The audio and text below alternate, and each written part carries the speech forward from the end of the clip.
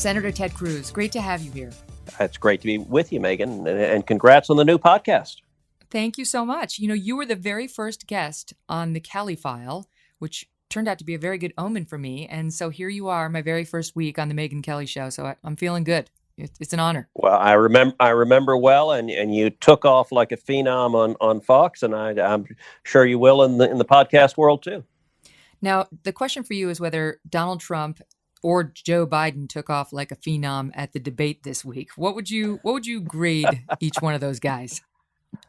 Oh, look, I think the whole thing was a mess. They were yelling at each other. They were interrupting each other. They were insulting each other. I thought that got a bit much on both sides. At the end of the day, I doubt the debate changed a whole lot. I think if you entered the evening supporting Trump, you left the evening still supporting Trump. And if you entered supporting Biden, you probably left supporting Biden. Did you feel like Trump did well?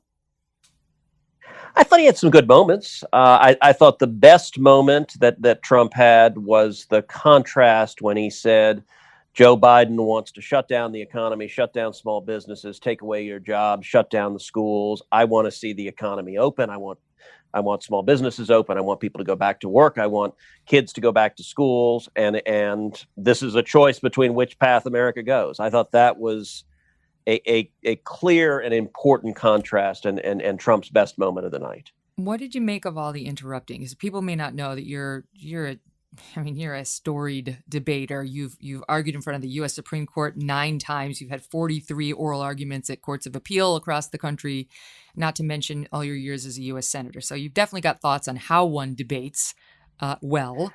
What did you make of it? I thought it was excessive. I would have rather had a more reasoned conversation rather than just yelling at each other.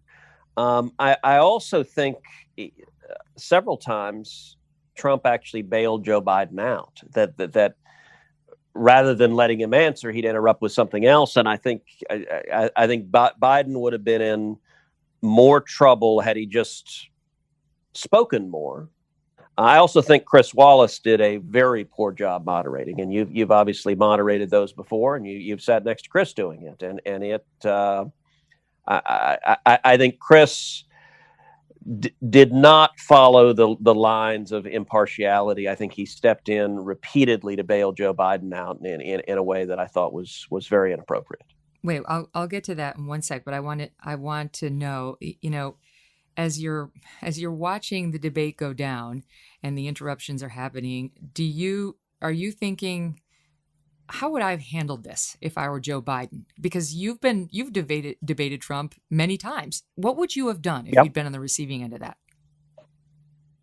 Oh, look, I think Biden handled some of that pretty well. Biden's biggest victory of the night was probably that for the expectations for him were so low that he was able to give coherent answers and lay out his positions. And I had been raising a caution flag for some time that I think conservatives convince themselves that Biden has full on dimension, that he can't operate a remote control.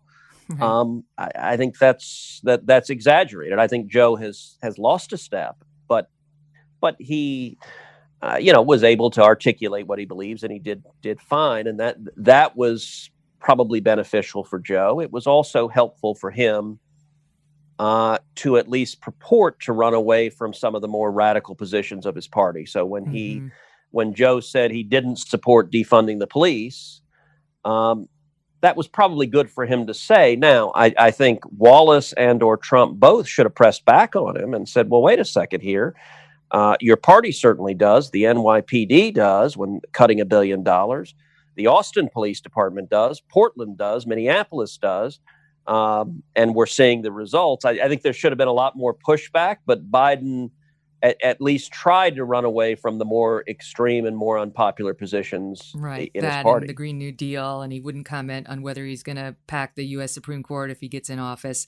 But you raise a good point because I guarantee you, Chris Wallace had follow-ups to all of those. There's no way he wouldn't have had that in his outline, but he didn't get to ask any of them because the clock kept ticking. Trump kept interrupting. It would spin out of control. And as the moderator, I mean, I could almost feel his panic. Like the outline's gone, the debate's gone, and I'll defend him in this conversation just by saying, sometimes when you're panicking over the time that's ticking away, you try to do a fast wrap of the topic. And I think Chris kind of gave it to Biden many times over the course of that hour and a half in an attempt to move on, and maybe didn't realize that he was leaning a little bit more toward the one candidate than the other. Yeah, I understand that. And this was an incredibly difficult debate for anyone to moderate. I mean, Trump is a force of nature and not a traditional debater, to put it mildly. I think Chris snickered and laughed and had some smart alecky comments that I think it's perfectly clear that Chris is voting for Joe Biden and not Donald Trump. And I think that came out in the debate, and that is not a good thing for someone who's moderating a general election debate. The questions, he was willing to ask the questions that are the oppo dump on Trump, and he didn't have the same willingness to do that to Biden. And I think that's, and actually something I suggested today, I'd like to see how debates are done reformatted. I saw that. So what do you want to have happen? Look, I think there is a pretense of objectivity, but I think in Republican primaries, many of the people who are moderating the debate are themselves liberal Democrats who want everyone on the stage to lose. Many, right? If you look at most, the political affiliations of journalists. And in the general election, most of the people who moderate are also Democrats themselves. The next debate, Scully was literally an intern for Joe Biden and an intern for Ted Kennedy. I mean, that's pretty remarkable. I didn't know that. The guy moderating the next debate was an intern for Joe Biden? Yes. I didn't know that. It's pretty stunning. Wow. And look, people can have political backgrounds and be in journalism, but what I would suggest is sort of drop the pretense. So I suggested 2 common sense rules going forward, which is, number one, in a Republican primary debate, the moderators should be people who actually will vote in a Republican primary. And that, I think that makes people more likely to ask the kinds of questions a Republican primary voter would care about, rather than in the Republican primary debates you have you may remember one of the debates where John Harwood was insulting everyone in the primary debate, and I kind of went off on him on it.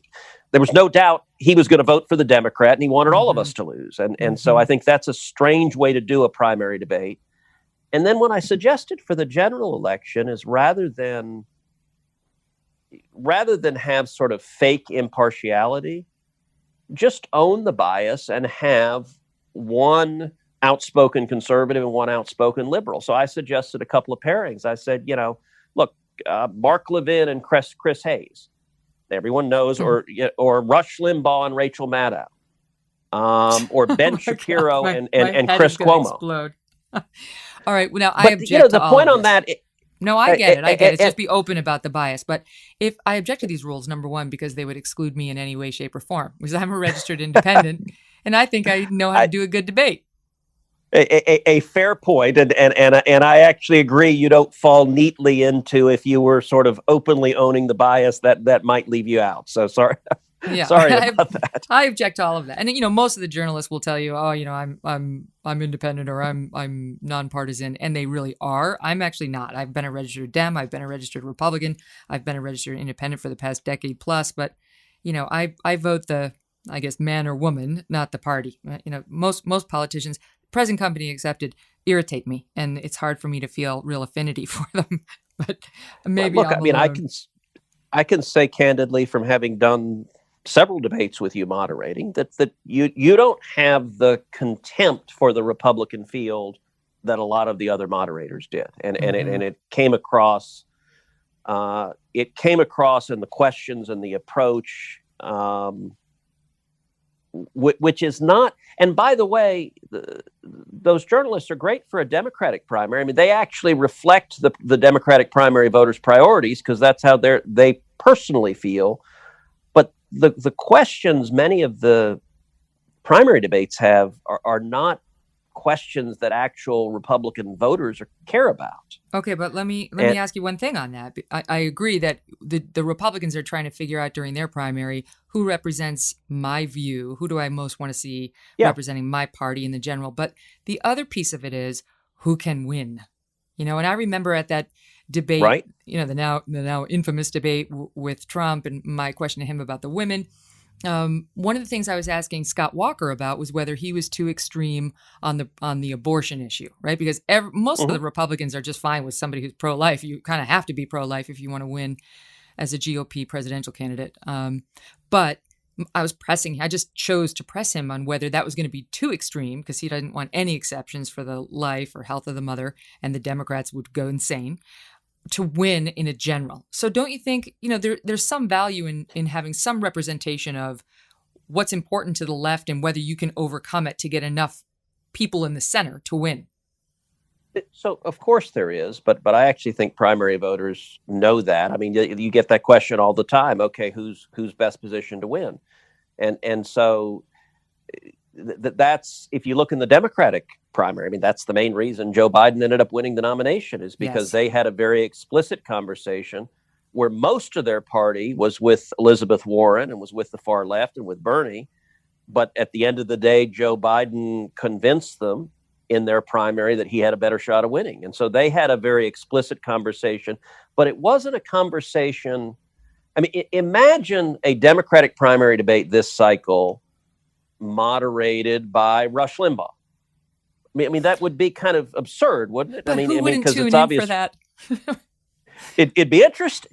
Yeah. And my point is that it's all one-sided. That for a primary debate, you shouldn't have people moderating it who want everyone on the stage to lose. You should actually have people moderating it who are saying, "Look, one of these guys I hope wins."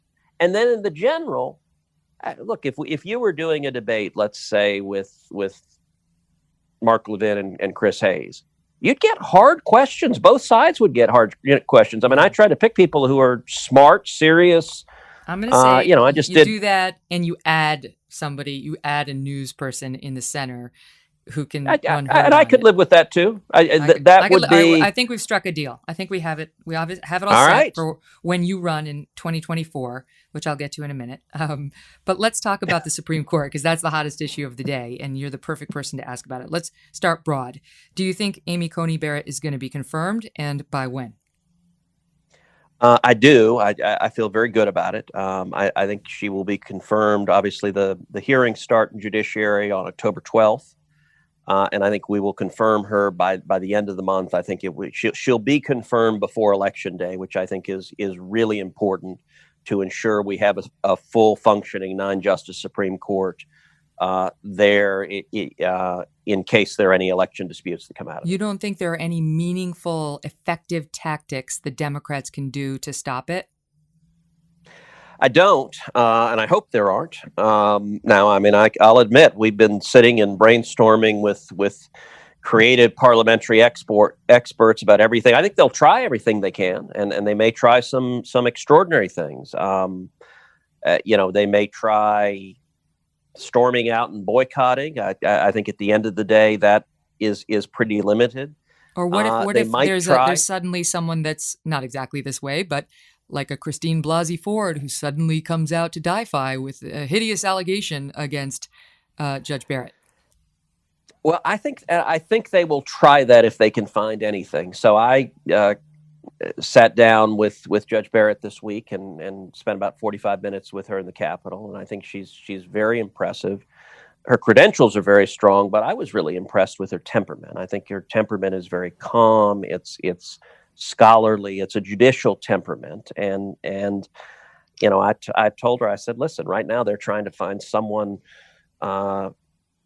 who went to third grade with you, who hates your guts. And I don't know what's gonna drop out of nowhere. Look, I had in particular feel for her because she's got 7 kids, and we've seen a couple of Democratic operatives begin by attacking the kids and attacking that the 2 of the children were adopted from Haiti. It's crazy. And I just think kids should be off limits. I think that's despicable. It's not only did we see Democratic operatives do it, but like there was one woman who worked for both Democratic congressional offices and campaigns. She's tweeting about how she'd love to know which adoption agency Judge Barrett got her children from, and suggesting something untoward happened. And then even Ibram X. Kendi, the author of How to Be an Anti-Racist, Boston University professor, apropos of nothing. Oh, it just had nothing to do with her, although it happened right after she was announced, tweets out, some white colonizers adopted, in quotes, black children. They, quote, civilized these, quote, savage children in the, quote, superior ways of white people while using them as props in their lifelong pictures of denial, while cutting the biological parents of these children out of the picture of humanity. And whether this is Barrett or not is not the point. It's a belief too many white people have. If they have or adopt a child of color, then they can't be racist. That didn't have anything to do with Barrett, even though she's mentioned. Nothing to do with her. I mean, I think it's twisted. And when I visited her, I was like, how are the kids? And look, this is something I've seen firsthand, having run for office. As you know, our girls now, you've known them since they were little, but our girls now are 9 and 12. I remember on the 2016 presidential campaign when the Washington Post did an editorial cartoon of Heidi's and my daughters where they drew them as dancing monkeys. And the girls were, I think, 5 and 7 at the time. And Heidi and I had to sit down and tell them, okay, so there's this cartoon that was done of you. And I remember Catherine was just like, why would they draw me as a monkey? And I was like, well, sometimes people are mean and they get angry, but it's okay. And it was not. And so I actually told Amy about that. And I said, look, I've been in the position of trying to explain to young kids why someone would draw them into this kind of fight. And so I hope that we don't see the hearings go that way. I hope that some bit of decency holds the attack back. Absolutely. But who knows? And we're already seeing it, people attacking her Catholicism. I mean, Bill Maher came out and called her an effing nutcase, talking about how Catholic she is. And I know the Democrats are like, well, Nancy Pelosi is Catholic too, and Sotomayor, but it is being made an issue of, suggesting that The Handmaid's Tale was written based on some sect that anyway, there's a lot already, and it's going to be ugly. Question. Some of the Democrats are saying she should recuse herself if we go through an election nightmare and the case has to go up to the Supreme Court and she's on it, that she has an obligation to recuse herself from deciding it. Your thoughts on that? So I think that's an absurd claim. I expect them actually to press it at the hearings, and it was certainly a talking point that you're seeing pushed. One of the biggest reasons why it's important for us to confirm her to the court is that this election in particular, I think there's a very significant likelihood that it's contested. It's close. I think either side that loses, there's a real chance they'll file litigation challenging it. As you know, I was part of the legal team in Bush versus Gore. This is one of the things I talk about in my book, One Vote Away. Each chapter in the book focuses on a different constitutional right, and it talks about major landmark cases before the Supreme Court that I helped litigate. And Bush versus Gore, I was a young lawyer in the George W. Bush campaign. That's actually where Heidi and I met. We were in cubicles right down the hall from each other. And in that election, as you remember well, on election night, George W. Bush won, and he was declared the winner. But then it became the margin was very close, and so Al Gore challenged it, brought in lawyers and filed lawsuits to challenge it.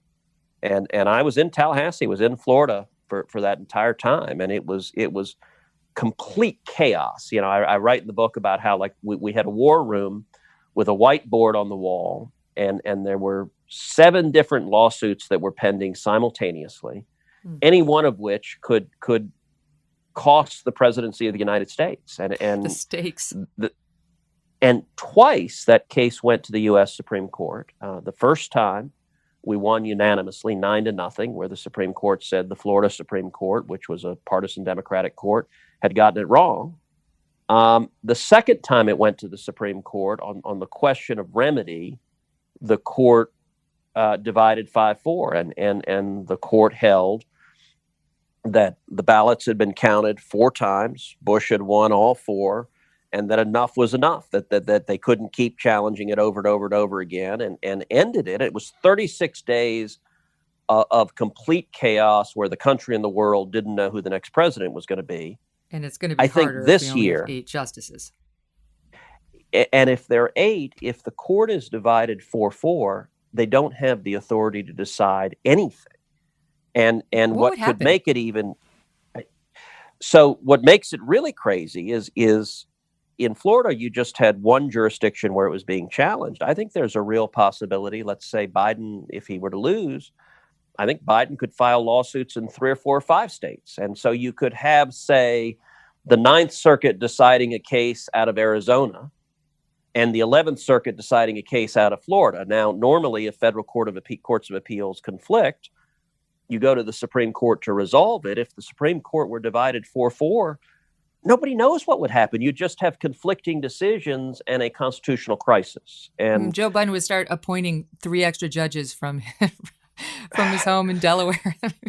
It's gotten so crazy, it'd be Senator, nuts. with the it's going to be nuts either way. If Trump challenges too, if he loses, either way, we might Sure. be headed for a massive legal battle. And an important point, Megyn, on the recusal. So a number of reporters asked me on the recusal, and I asked them. I said, "Well, do you think that Elena Kagan and Sonia Sotomayor should recuse themselves because they were appointed in the Obama-Biden administration?" And the answer, by the way, is of course not. That every justice was appointed by a president and confirmed by a Senate, and justices routinely have to rule on cases that involve the president and administration that appointed them. That's part of the job. And it is important to underscore, look, I don't want to see any justice confirmed because that justice would rule for whatever candidate I happen to support. That's not a Supreme Court justice's job. What I want to see is a justice that will ensure that the law is followed, that if there's litigation and uncertainty, we should follow federal law and follow the Constitution. And that means whoever actually won the election should be the winner, and we should have a functioning Supreme Court that can ensure we're following the law and have a clear forum to resolve those disputes. So not long ago, my husband Doug and I were visiting his mom, and she had boxes and boxes of slides of their family vacations when they were growing up. His dad died a couple of years ago. So we really wanted to see some of these things, and I would like to see Doug when he was young and his family and so on. But they're in slides, and we don't have a slide projector because we are modern day Americans. And so as it turns out, there is a solution to that problem, and it works great. It's called Legacy Box. This thing is an ingenious mail-in service that has all those moments, those special moments that are trapped on videotapes, camcorders, film reels, and, old pictures, handheld, converted to DVD or to digital. The home movies, like the slides, they transport you back to these unforgettable times. Like, when was the last time that you actually watched yours, though? Even like our wedding video, that's outdated video, wedding video, right? So you can have all of that upgraded, and it's worth it, right? To ensure your family's legacy is digitally preserved and it can be passed down to your kids. Isn't that just as important as creating the memories? I love being able to easily send in my own old family videos and watch them back, like all my stuff when I was first doing television. I mean, that needs to be preserved just for mockability from my children to me. And it helps you save your memories that otherwise you'd lose. So the process from start to finish is super easy. You pack and send. Their team will digitize everything by hand, and then you enjoy. It is a company you can trust. It was founded by college roommates, Nick and Adam, over a decade ago. So if they sucked, they'd be out of business by now. And today, Legacy Box is the world's largest digitizer of home movies and photos. I feel like I should be getting credit for saying digitizer so well and digitalized. It's not easy. Right? Digitize, digitalize, digitize. It's tough. Try it at home. Anyway, I'm sure that Nick and Adam have it down by now. So over 850,000 families have trusted these guys to digitally preserve their past. And you want to make sure you have somebody good when you're handing over those photos, like little baby photos in your family. They've got a team of over 200 trained technicians. Everything will be digitized by hand, as I mentioned, and it happens at their 50,000 square foot processing campus in Chattanooga, Tennessee. Legacy Box helps bring new life to your old media by unlocking those trapped family memories, setting them free into the digital world where you can actually look at them again, putting them in a modern digital format that you can use easily. You go to legacybox.com/MK and you will get an incredible 40% off your first order. That's sweet. I think that's the best deal we've gotten for you guys. Legacybox.com/MK to get 40% off your first order. You buy today to take advantage of this exclusive offer and send them in when you're ready. Again, it's legacybox.com/MK. 40% off while supplies last. Do you think that the threat that Joe Biden would not answer whether he's prepared to pack the court with additional justices, which they think would be more even if he wins, if there is a Justice Coney Barrett sitting there? Do you think they mean it? I mean, doing it would devastate the court. I think it ruins the Supreme Court. There's no more Supreme Court effectively. So I feel like it's an empty threat.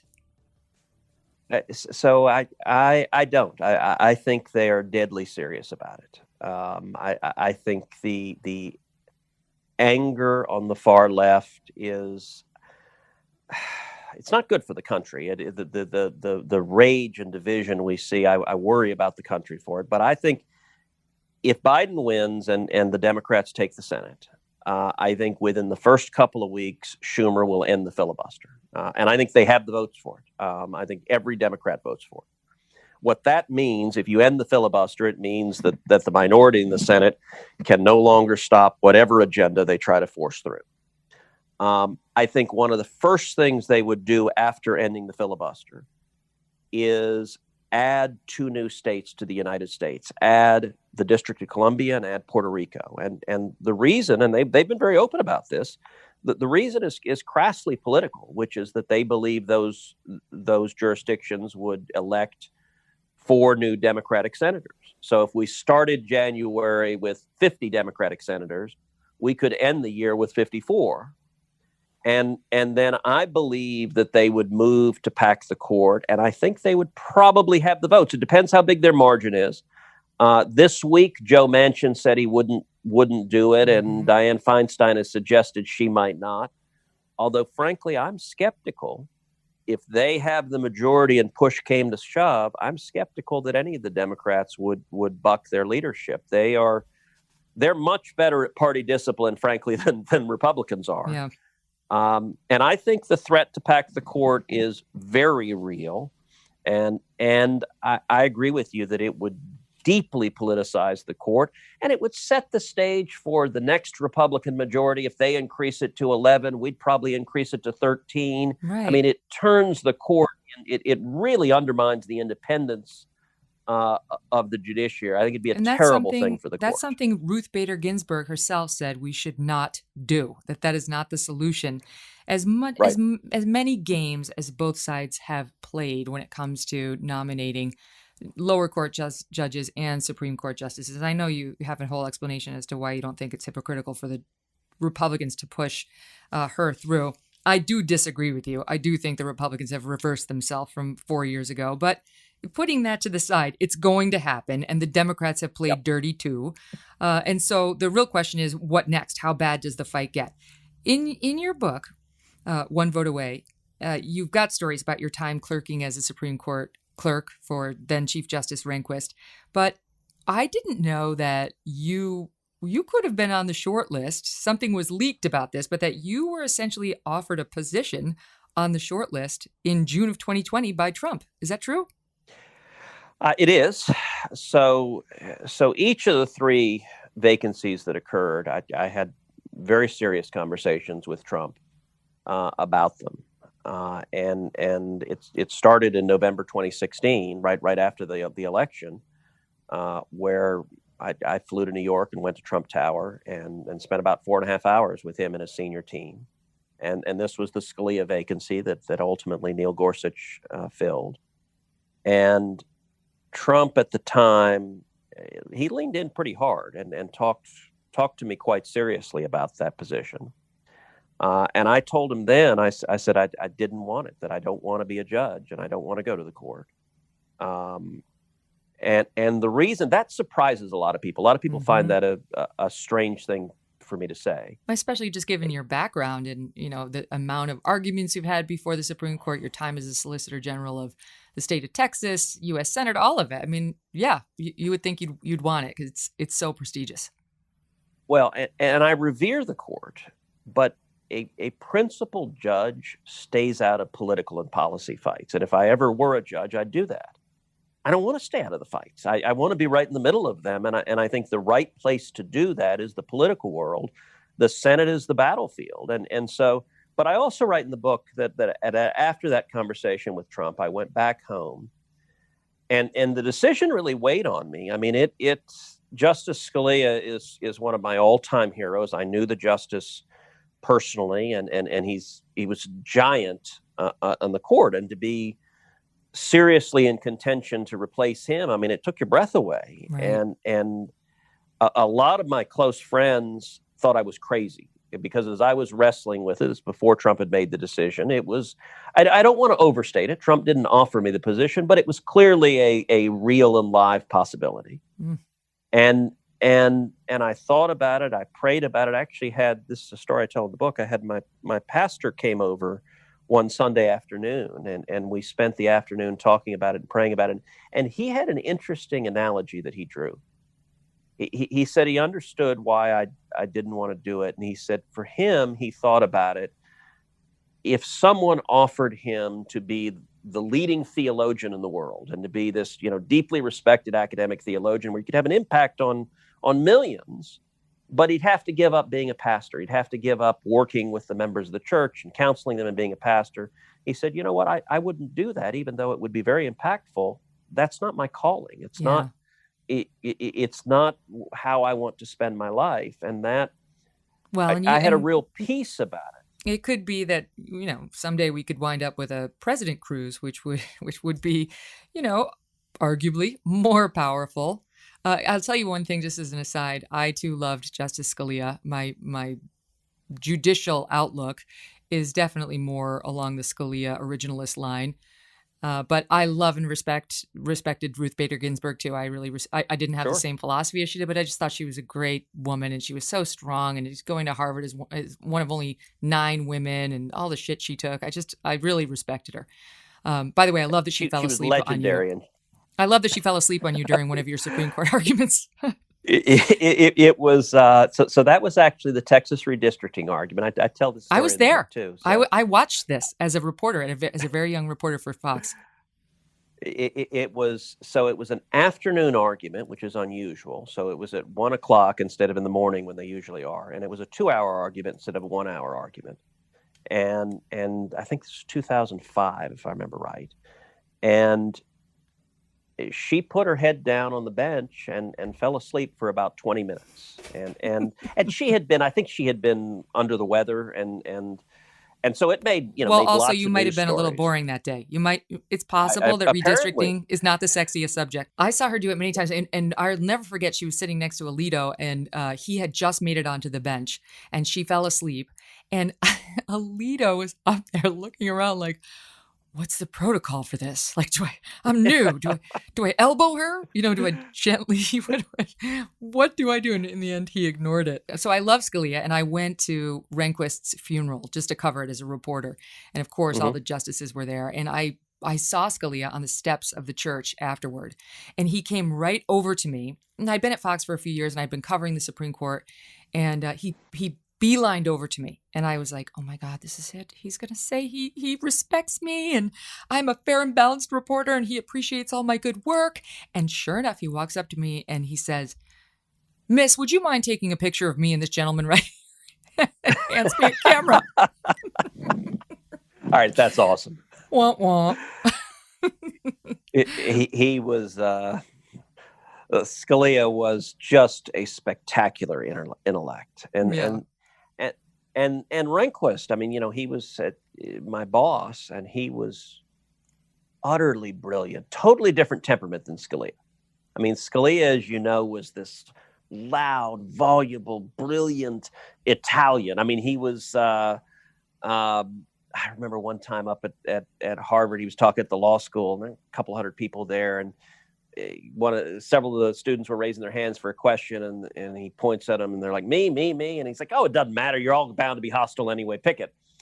And it was just. That's perfect. I know he was so colorful, but I appreciate your stories about Rehnquist in the book too, because first of all, I never knew that Chief Justice Rehnquist and Sandra Day O'Connor dated, or that you watched porn with them. Can we address that? Can we address how you watched pornography with the two Supreme Court justices? So this would have been 1996, and it was the first of the internet porn cases to make it to the Supreme Court. And the justices, so I was a law clerk for Rehnquist, and the justices at the time didn't really know what the internet was. I mean, this was right at the dawn of the internet. And so the court librarians decided to do basically a training session for the justices so they could see how the internet worked. And they ended up pairing the justices together, doing two chambers at a time. So we were in this little room, and they paired, this was just a coincidence, but they paired Rehnquist and O'Connor together. So it was Rehnquist and O'Connor.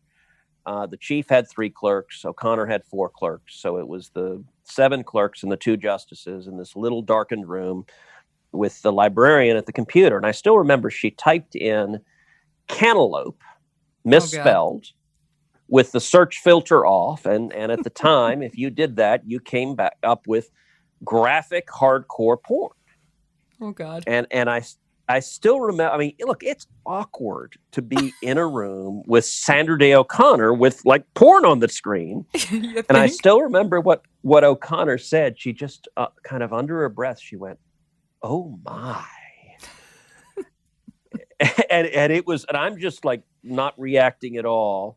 And one of the, as awkward as it was for all of the law clerks, it must have been awkward for Rehnquist and O'Connor because, as you just mentioned, they were classmates in law school at Stanford, and they dated. And actually, he asked her hand in marriage, and she turned him down.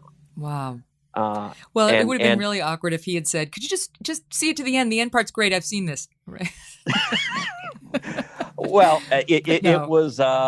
Well, and they used to have, that actually used to be a routine part of the Supreme Court. So in the 70s and 80s, the test for obscenity, the court would regularly adjudicate whether a movie was obscene. And so they would have viewings in the basement of the court where they'd play, I don't know if they played Deep Throat but, they'd have whatever the movie was that they were adjudicating, and Potter Stewart, a former justice, had a famous test for obscenity, which is I know it when I see it. So 100% a man came up with this. There's zero chance a female judge said, what we're going to do is watch the movie. And then there's just no way a woman settled on that.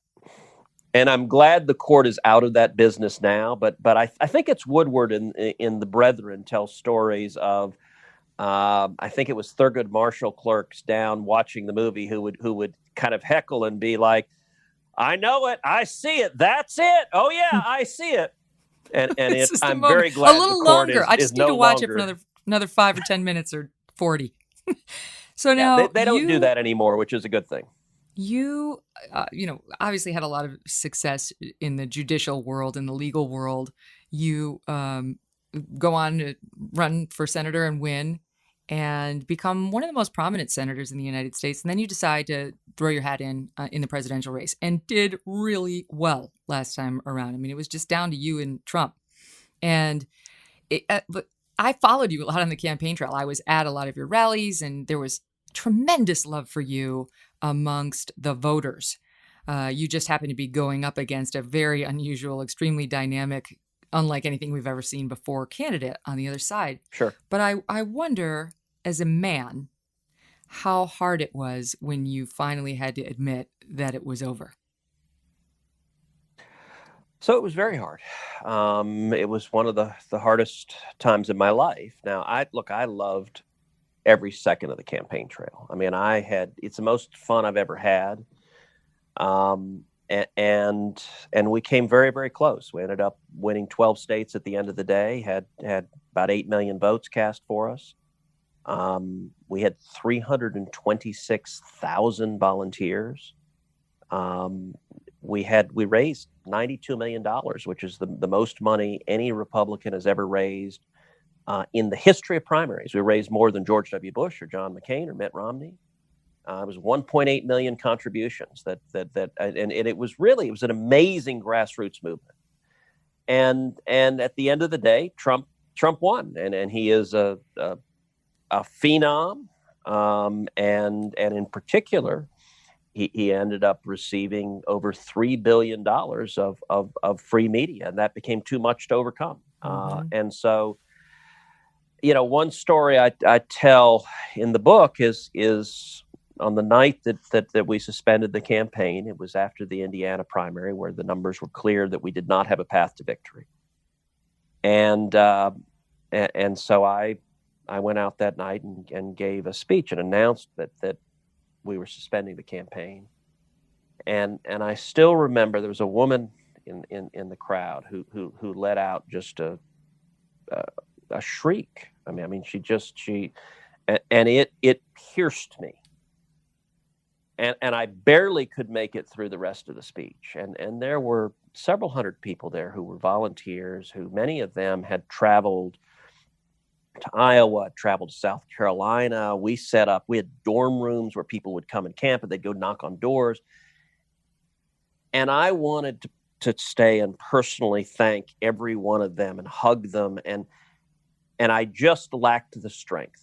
And so I went backstage because tears were running down my face, and there were a gazillion TV cameras there. And as I write in the book, I said, look, I'll be damned if I was going to, on the way out of the race, let the press turn Lion Ted into Crying Ted. I just was not going to cry in front of the TV camera, so I needed to go backstage. Good for you, but because it's not a good group of people. It was not going to be an image that I was going to give them. But Heidi stayed out with everyone there for, I think, over an hour. She had the strength to thank everyone, just to hug them, and I was grateful she was there. I wished I could. I still feel guilty that I didn't. It's so personal. Stay out with them. And it's good to hear that you have the same reaction most humans have, which is you can hold it together, but then as soon as you see somebody else is either feeling sorry for you or upset about bad news you've just gotten, that's what pushes you over the edge. Like, you can hold it together until you see the sympathy or pain in someone else's eyes, and then you gotta go.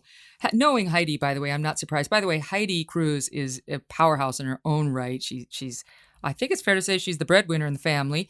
She's got a very powerful job in finance, and was a lawyer and the whole bit, and yet still is soft when the moment calls for it, which, by the way, is very possible. I want to ask you because, and she's still my best friend. I mean, it is a neat. We're coming up. May will be our 20th anniversary, and it's, we talk with our girls about, in marriage, my advice to our daughters is marry your best friend. Like that. Everything else is transient. Life, there are high points and low points, and if you're on a journey with someone who you are partners, that's an incredible thing, and I'm incredibly blessed in that regard. My advice to my children is, good little boys and girls never leave their mommy. Never. Never, ever. Oh, and it gets terrifying. Caroline is 12 right now, and it's I'm quite frightened for the teenage years. You're on the edge, man. You are. You think running for president was hard? Walking around New York City these days, it doesn't feel that safe. A lot has happened here, especially where I am on the Upper West Side, that makes you worried. I would not let my kids walk the dog by themselves at 7:30 in the evening like I would have 6 months ago. The character of the neighborhood is changing, and the threat level is very clearly increasing. And there have been shooting deaths in New York City like we haven't seen in a long time. So it's getting a little scarier. And I know New York is not the only place where that's true. Now, some people, here in New York, you can't have concealed carry. So if you want to carry a gun, forget about it. But they do allow pepper spray in most places. And there is a company called Palm Industries that is making sort of the next gen of pepper spray. It's like good looking to hold the container, and it works well. So it's kind of like the Apple, I'd say, of Palm of pepper sprays. It's got this intuitive, easy to use, discreet look to it. It's attractive, but it works.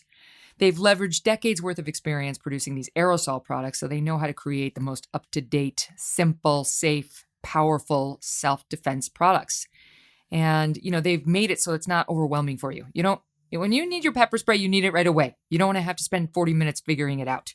Apparently, all these elite trainers around the company love it. They call it the go-to non-lethal self-defense product. And they use the strongest and safest formulation legal to carry in all 50 states. So if you're going to go the pepper spray route, you can't do better than this. No harmful side effects. It's got fast-acting, powerful bursts of spray. It goes a maximum distance of up to 12 feet and 12 seconds of continuous spray. Good Lord, can you imagine? That's good, 12 seconds. That gives you enough time to start running.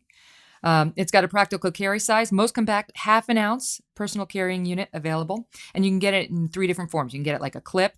Usually the guys like that because you can clip it in your pockets of your pants. You can get it in a key, which is like a key ring. So ladies, you know how it is. It's always scary when you're coming home to your house by yourself, just you and your key ring.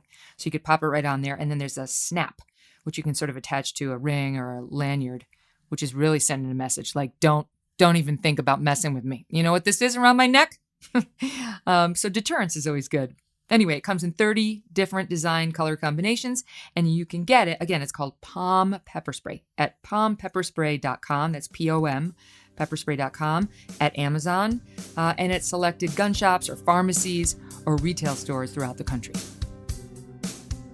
So we're starting a new feature for you today on the Megyn Kelly Show called Sound Up.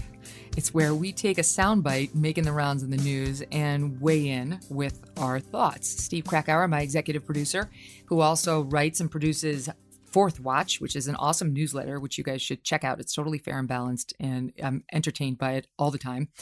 He's here with me. So what's our first soundbite, Steve? Thanks, Megyn. Yeah, we've got actually 2 sound bites that are very related. They're both about our good friend, Governor Andrew Cuomo from New York. So the first one, we'll just play it first and let you react. I put my head on the pillow at night saying I saved lives. That's how I sleep at night. OMG. Honestly, like, if this guy, I have never seen such a juxtaposition between one's public image and the facts. I, too, was swept up by the Cuomo smoothness at the beginning of the coronavirus quarantine. I felt like the guy was giving it to me straight. He had these press conferences. He would tell you the good. He would tell you the bad. I'm like, okay, I get it. I see what he's doing. Boy, oh boy, did that change once the true data started coming in on the deaths in New York State. And the thing that he has not taken responsibility for is the thing my pal Janice Dean has been jumping up and down trying to call attention to, which is the deaths in the New York nursing homes. Thanks to his order, 6,000 plus of COVID positive patients were sent to nursing homes. All right, since his order that was in place for 46 days. And people died. We lost thousands of people. We lost more than we lost on 9/11. And the guy refuses to take responsibility. He's blamed the nursing homes. He blamed God. He blamed, I could go down the list. But for him to then try to turn it into, I put my head on the pillow at night knowing I saved lives. Tell it to the families of the people who died unnecessarily in the New York State nursing homes. I'll wait. Yeah, this was from a radio interview yesterday, so still not taking any responsibility. Okay, staying with the Cuomo family, here's our second and final sound up clip. You're letting tens of thousands of people, they went to the hubs. That's why we got so sick here. Does it trouble you at all that New York and New Jersey had the highest death rates in the country? Of course. Does that make you pause and say, gosh? It all troubles me, Ted. And to watch guys like you stand by and stroke your beard like a wise man instead of telling the president to get on it when you have power. How about tell your brother to get on it? My brother will stand for his own record. Why don't you talk to the president the way you talk to my brother, Ted? You afraid of him? You think he'll smack you down at home? Oh, is that what it is? Like he shut you up in the primary? Cuomos. You guys not are the really Cuomos. tough. I'm talking about the president. My brother's not the president. I'm talking about the president, the one who called you a liar, the one who said your wife was ugly. That guy, you know, the guy now who you won't say anything about. I recognize that you actually wonder why you don't have a lot of Republicans that want to come on your show. I have more than any other show. And yell at me and insult. I'm not yelling at you. And by more than any other show on CNN, Chris Cuomo means I've just had this one. I have this one who appeared on my show tonight. Well, that's a timely one, and we got to take it up with Ted Cruz.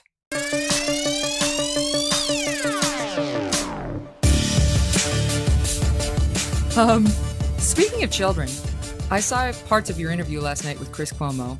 I don't know why you went on that show. I know you're selling a book, but still, I don't know who in his audience is going to buy Ted Cruz's book.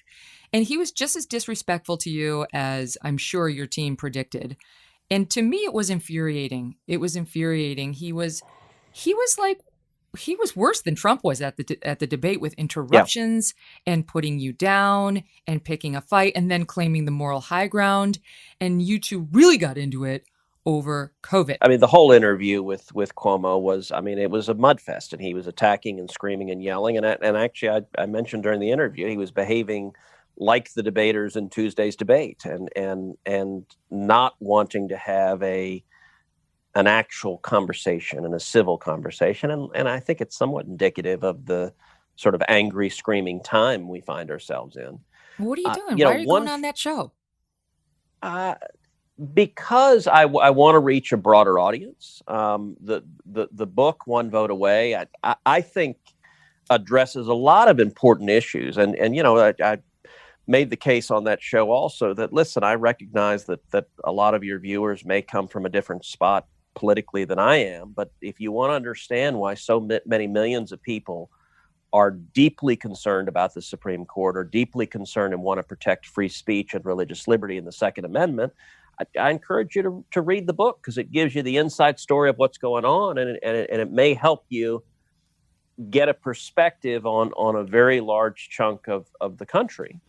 And I don't know if that message resonated with anyone or not, but I went on there and look, I anticipated that he would come at me. I didn't think he would be as personal and nasty as he was. Mm-hmm. But I was perfectly fine. You know, I mean, I've done lots of shows. I've done, I've done Chris Matthews. I've done Chris Hayes. You know, I mean, I will do, I did Jake Tapper just recently, do Chuck Todd all the time. I mean, I'm used to having. Those guys are more respectful. Jake Tapper would never ask a question like that. Never. He would not. And I've known Jake since he was a young reporter at Slate, covering the George W. Bush 2000 campaign. Mm-hmm. And he, Cuomo behaved, I thought it was over the top.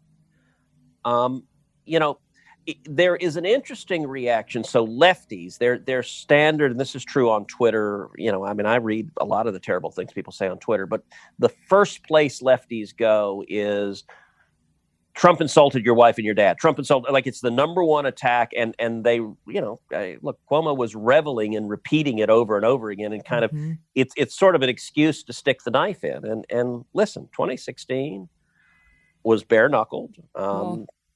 Trump said things I didn't like, and I popped back hard, and we had a hell of a fight.